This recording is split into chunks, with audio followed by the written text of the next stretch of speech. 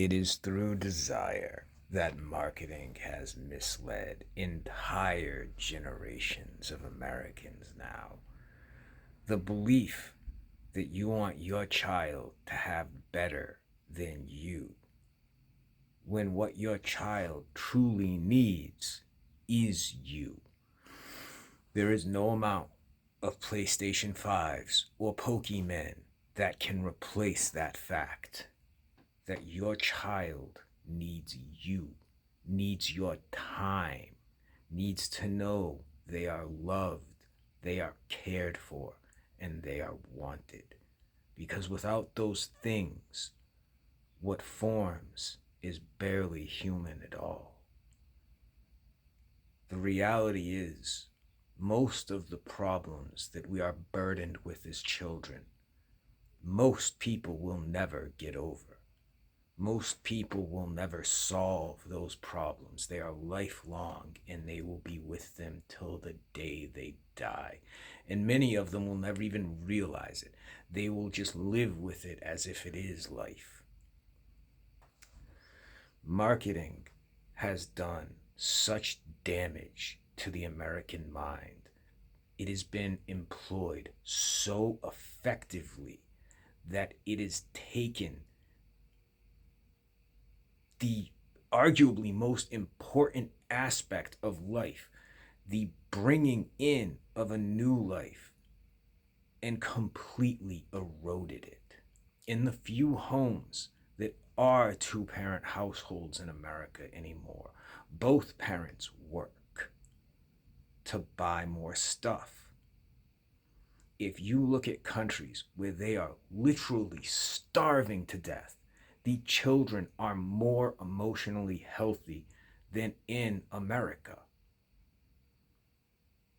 Why is that? Because they spend time with their parents. They spend time with their family. They know they have people who love them. There is no replacement for that. If you looked into the 1950s, there were a bunch of studies done at the time because of the latchkey kid phenomenon. What happens when children come home to an empty house after school? The results were not good. But we are taught to put that aside in the pursuit of more consumer goods, more selfish pleasure, more desire, more greed, more avarice, more want. This is all that fills our lives. I frequently ask myself, how can a relationship work in the modern world where we are taught to put ourselves first, not the child? I never had a kid when I was younger, and I try to speak carefully on a matter that I am not a part of. But I knew I couldn't put that child in front of me. I could say that. I might even want to, but I knew my actions would be different. I was a drug addict and a criminal and a freak.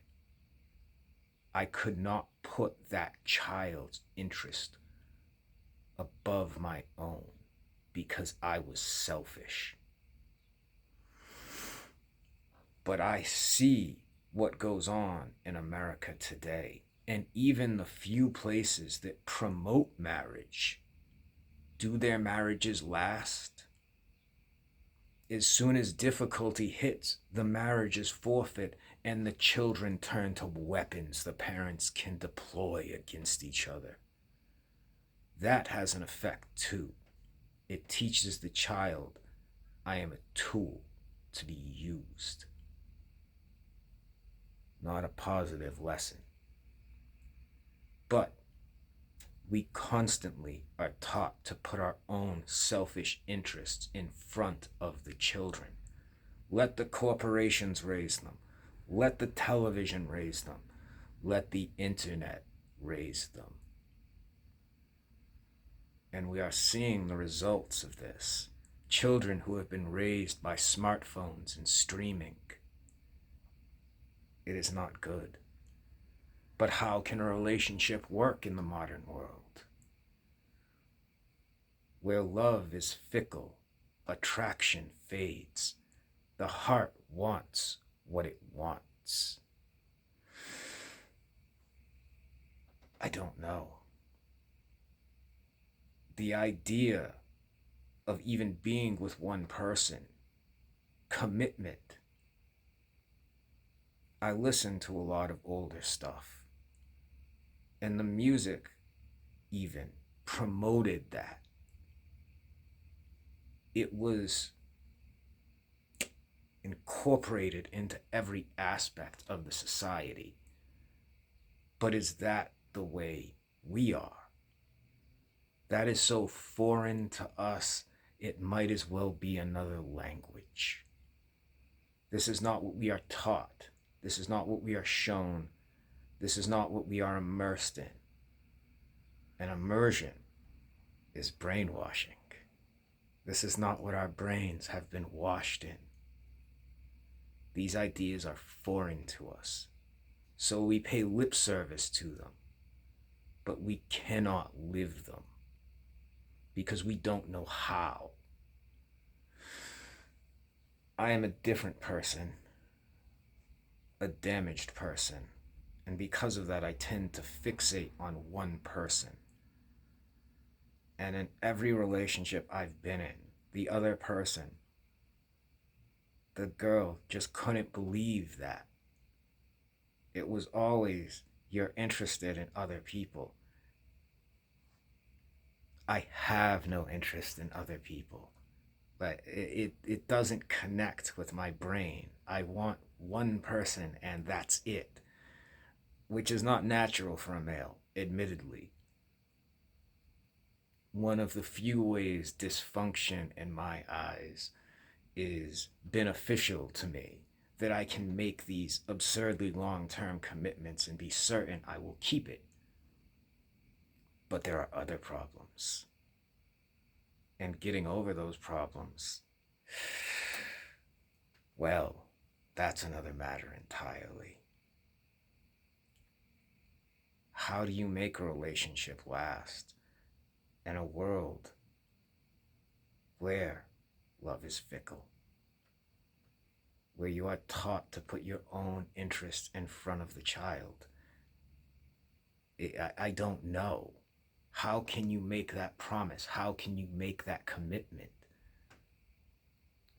We have no ability to do it.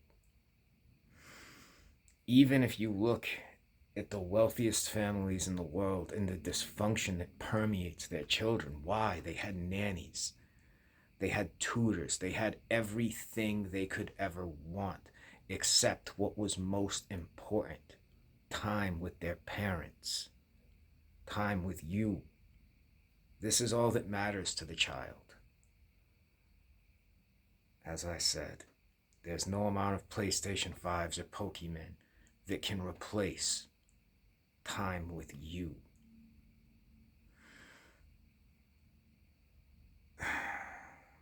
How can a stable environment be provided if the relationship is constantly unhappy, if the parents hate each other? That will permeate the children as well. It's complicated, but I think marketing is the biggest poison of them all. Because what we are shown isn't about couples working out their problems and staying together. Isn't about loving one person forever and evermore. These ideas are hokey, stupid, foolish, a waste of time, unbelievable, impractical.